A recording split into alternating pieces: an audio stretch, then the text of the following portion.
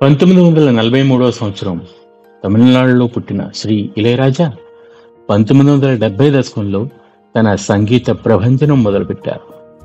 Salil Chowdary, GK Venkatesh లాంటి లబ్ధ ప్రతిష్ఠలతో పనిచేసి భారత చిత్రసీమ సంగీత జగత్తులో తనదంటూ ఒక స్థానాన్ని సంపాదించారు. అంతేకాకుండా తనదైన ఒక శైలిని పరిచయం కూడా చేశారు. భారతీయ సినీ సంగీతంలో బహుశా ఫ్యూజన్ మొదలైంది విషయజ్ఞానితో అనుకుంటా. సంగీతానికి భాషతో పనుండదు, ప్రతిభకు ఎల్లలు లేవు. రామచిలుక పెళ్ళికొడుకెవరే అనేది తెలుగులో పరోక్షంగా వినిపించిన ఇళయరాజా మొదటి ట్యూన్. ప్రత్యక్షంగా మరి వయసు పిలిచితో మొదలై మొన్నటి షష్ఠి పూర్తి సినిమా దాకా ఎన్నో రకాల అల్లరి పాటలు, ఆహ్లాదకరమైన పాటలు, ఉడికించే పాటలు, జావలలు, జానపదాలు, భక్తి గీతాలు, ఇలా ఎన్నెన్నో.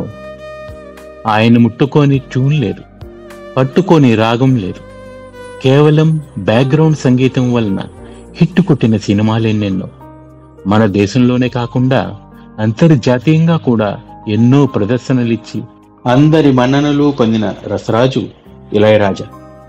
క్లాసు మాసు తేడా లేకుండా అందరి చేత తలా చెయ్యి కాలు ఆడించే లయ ఇళయరాజాది. ఆయన పంచిన సంగీత ఝరు నుండి కొన్ని చినుకులు మనం కూడా చిలకరించుకుందామా?